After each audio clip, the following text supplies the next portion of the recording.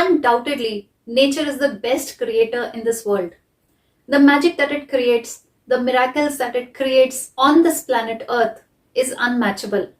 And when I was small like you, I used to try to find faces and figures in nature. For example, look at the cloud and sometimes you will feel it looks like a rabbit or a kangaroo or a dinosaur.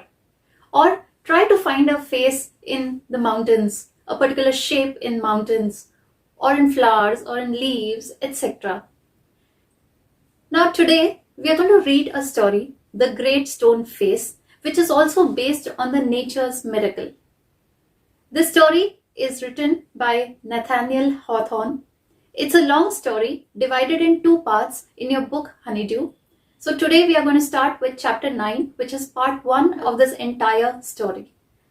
So let's start with today's session and this amazing chapter, The Great Stone Face.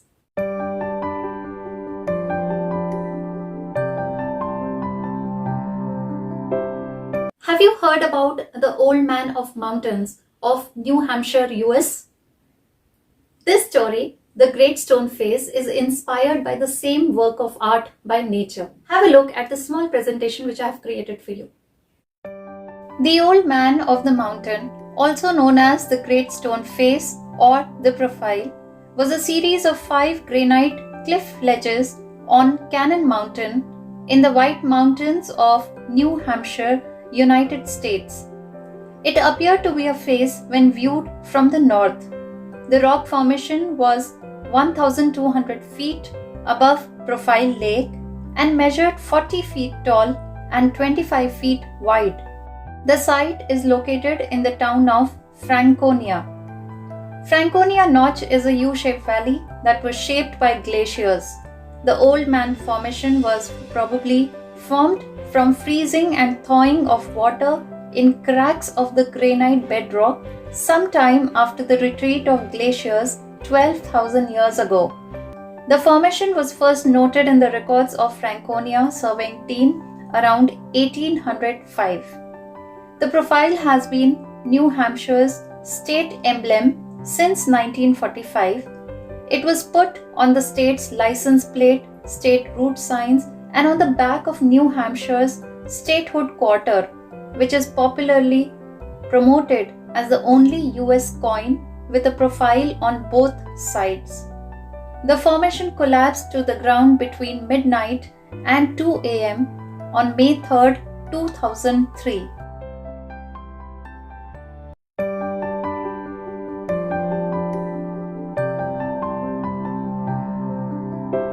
Nathaniel Hawthorne was born on 4 July 1804 in Salem, Massachusetts, US.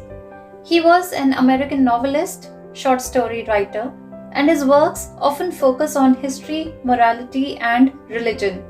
His short stories are Young Goodman Brown, The Birthmark, and more, and his movies are The Scarlet Letter, The House of the Seven Gables, and more.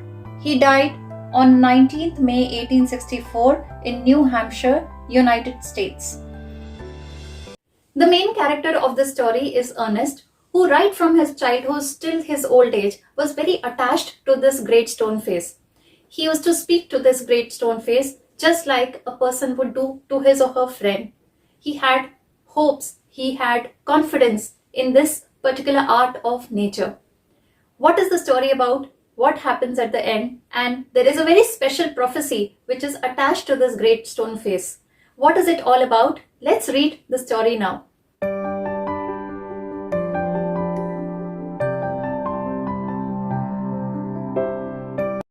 Seen from a distance, hilltops and huge rocks seem to assume various shapes. They may resemble an animal, resemble means look alike, or a human figure. People attribute stories, attribute means assign, stories to these shapes. Some stories come true, others don't. The Great Stone Face is one such shape that reminds the inhabitants of the valley, inhabitants are people who live there, of a prophecy. Prophecy is a future prediction. What was it? Did it come true? Now let's read the story about this prophecy. One afternoon, when the sun was going down, a mother and her little boy sat at the door of their cottage talking about the great stone face. They had only to lift their eyes, and there it was, plain to be seen, though miles away, with the sunshine brightening all its features. And what was the great stone face? The great stone face was a work of nature, formed on the perpendicular side. Perpendicular means rising very steeply, like a cliff or a rock face, of a mountain by some immense rocks. Immense means huge, which had been thrown together so that when viewed at a proper distance, they resembled the features of a human face. If the spectator means a viewer, approached too near, he lost the outline of the enormous face. Enormous means very big, and could see only a heap of gigantic rocks. Gigantic means immense, piled one upon another. One afternoon, when the sun was setting, there was this mother and her little boy who sat at the door of their house and were talking about this great stone face. They only had to lift their eyes and they could see it very clearly. Although this stone face was miles apart, it was very far away, but it looked beautiful when the sun rays fell on it because it highlighted its features. Now, what was this great stone face? This great stone face was actually naturally made by the rocks on the side of a mountain.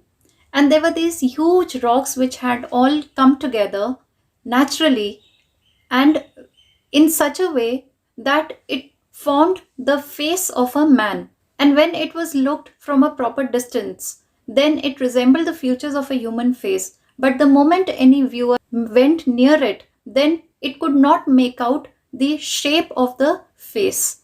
And from near, it looked only like a heap of rocks which were piled upon one another. But seen from a distance, the clouds clustering about it. Clustering means gathering. The great stone face seemed positively to be alive.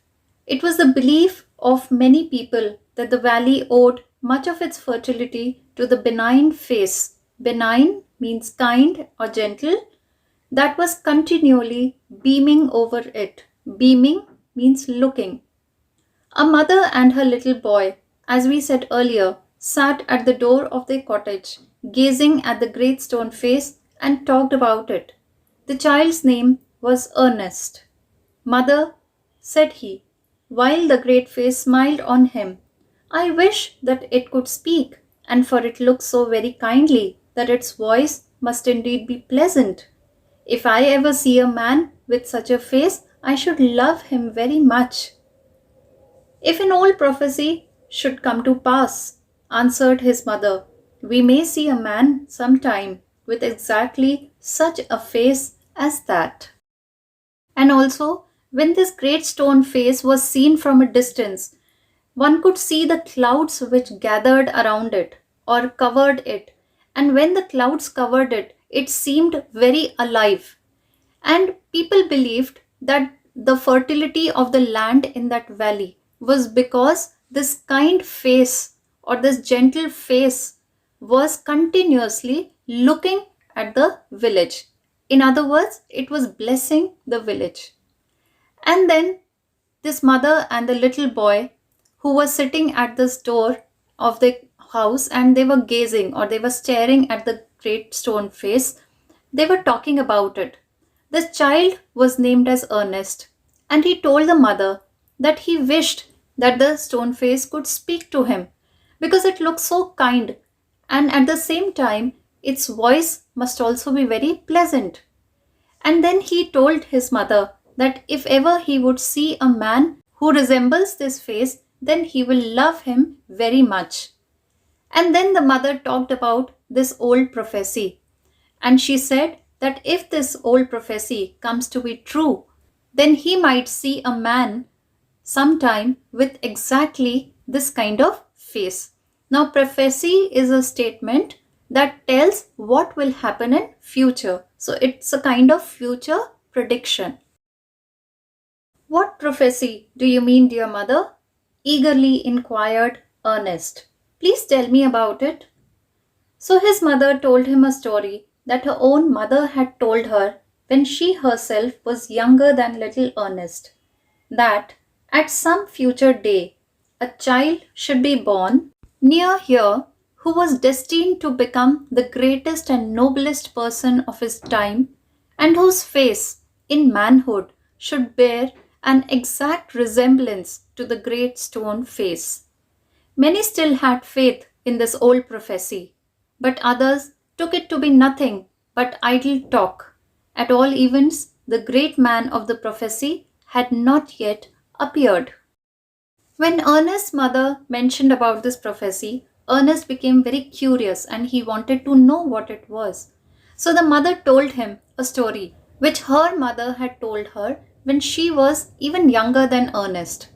And the prophecy was that at some future day, a child will be born, and this child will become the greatest and the noblest person of his time. And his face, whenever he'll grow up in the manhood, should resemble the stone face. Now, many people believed in this old prophecy, but others did not. They took it as an idle talk. Idle talk is just rumor, a nonsense talk. And they thought it to be so because in all these years, people were just talking about this prophecy, but this prophecy had not become true as yet. Oh, mother, cried Ernest, clapping his hands above his head, I do hope that I shall live to see him. His mother was an affectionate and thoughtful woman. It was proper, she thought, not to discourage the fanciful hopes of a little boy. Fanciful means very dreamy. So she said to him, Perhaps you may. And Ernest never forgot the story that his mother told him. It was always in his mind whenever he looked upon the great stone face. He spent his childhood in the log cottage where he was born, was dutiful. Dutiful means responsible to his mother and helpful to her in many things, assisting her much with his little hands and more with his loving heart. In this manner, from a happy yet often pensive means thoughtful, child, he grew up to be a mild and quiet youth. When Ernest heard this prophecy, he became very happy and excited, and he told the mother that he hoped that he will live to see that man who resembles the stone face. Ernest's mother was a very affectionate, very loving woman. She was thoughtful, and she did not want to discourage the hopes of her little son. And so she told him that perhaps he might see such a man. Ernest never forgot the story. He always had the story in his mind whenever he looked at the stone face.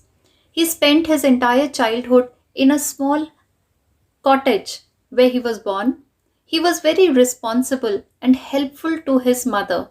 He used to help her with his little hands, but his heart was very loving.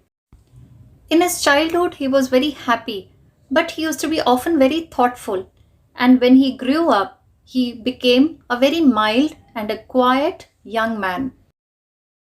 Ernest had had no teacher, but the great stone face became one to him. When the work of the day was over, he would gaze at it for hours. Gaze means stare or look, until he began to imagine that those vast features recognized him and gave him a smile of kindness and encouragement. About this time, there went a rumor throughout the valley that the great man who was to bear a resemblance to the great stone face had appeared at last. It seems that many years before, a young man had left the valley and settled at a distant seaport. Gathergold, which was his name, had set up as a shopkeeper and being sharp in business matters had become so very rich that it would have taken him 100 years only to count his wealth. In time, he thought of his native valley and decided to go back there and end his days where he had been born. Ernest had no teacher, but over the years he considered this great stone face as his teacher. And whenever his work was over, he would sit and stare at the stone face for hours. And then later on, he started to imagine that these features of the stone face were actually giving him a smile and they were encouraging him kindly. And about this time, there was a rumor in the valley that a great man who was supposed to bear resemblance or similarity to the great stone face was appearing. The man who was arriving had left the valley long back and he had settled near the seaport. The man's name was Gathergold, and he had set a shop in that seaport and started with his business. He became very rich, and he became so rich that it would have taken him 100 years to count the money that he had. So now, when he was old, he had thought of returning to his native valley where he was born and spend the end of his days in this valley. Ernest had been deeply stirred by the idea, stirred means moved emotionally, that the great man, the noble man, the man of prophecy, after so many ages of delay, was at length to be seen in his native valley. While the boy was still gazing up the valley one day and imagining that the great stone face returned his gaze, the noise of wheels was heard, and a crowd of people cried, "Here comes the great Mr. Gathergold." A carriage, drawn by 4 horses, dashed around the turn of the road. Within it, thrust partly means pushed half, out of the window appeared the face of an old man with yellow skin. "The very image of the great stone face," shouted the people. "Sure enough, the old prophecy is true. Here we have the great man at last." And what greatly puzzled Ernest, they seemed actually to believe that there was a likeness which they spoke of. He turned away sadly from the wrinkled shrewdness of that unpleasant face. Shrewdness means sharpness or intelligence, and gazed up the valley, where the stone face seemed to say, "He will come. Fear not, Ernest, the man will come." When Ernest heard that this man, Mr. Gathergold, was coming who resembled the stone face, he became very emotional by this idea that at last a noble man, or the man who was going to make this prophecy true, was coming after so much of delay. And he could see him in this native valley at last. And while Ernest was looking at this valley one day, there was this noise of the wheels which was heard, and a crowd of people gathered there, everyone shouting, "Here comes the great Mr. Gathergold." There was this carriage which had come, which was drawn by 4 horses, and it stopped on the road. And from within, there was a face which pushed out of the window, or which appeared out of the window. This face was of old Mr. Gathergold. People shouted that this face was exactly the image of the great stone face, and they were sure that this old prophecy is now true, and here at last that great man has come.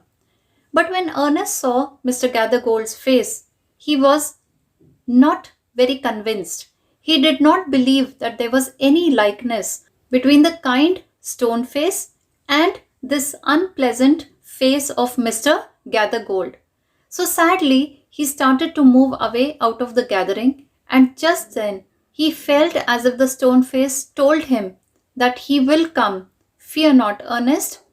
The man who will make this prophecy true will come someday." The story starts with its main character Ernest, who's sitting with his mother one afternoon, and they both are looking at a mountain which had the face made by stones. The great stone face was nothing but a work of nature where on the perpendicular side of the mountain, some rocks, big rocks, were attached to each other in such a way that they looked like the face of a man. And villagers believed that a person who would bear resemblance or who would seem just like the stone face and who would be the noblest and the honest person and the kindest person of this age or time will appear someday in this village. Like everybody else, Ernest also believed this prophecy. Now, Ernest was so attached to this stone face that every day he used to look at this stone face and a kind of talk to this face as if it was its friend. Whatever he had in his heart, he used to confide in this stone face. And every day he kept waiting for that person to arrive who would hold this prophecy to be true. Years went by and he grew up into a young boy. And then one day there was this rumor in the village that a man named Gathergold is going to arrive. He had been living in this village, but for business sake he had left this village a few years back. Gathergold had now become very rich and he decided to return to his native village. Ernest was very excited with this idea that at least now he would be able to meet a man who would be the noblest of his time and who would bear a resemblance to the stone face. So finally, that day arrived when Gathergold came to the village. But unfortunately, Ernest did not find any resemblance of Gathergold with that stone face. Because for him, the stone face looked very kind. While on the other hand, he found Gathergold's wrinkled face to be a very unpleasant one. And of course, Ernest was very sad to see that. But then he told his heart that someday he will come and he will definitely come. So here's where I finish part 1 of this chapter. And in my next session, we will do part 2 of chapter 9, The Great Stone Face. Till then, take good care of yourself and enjoy.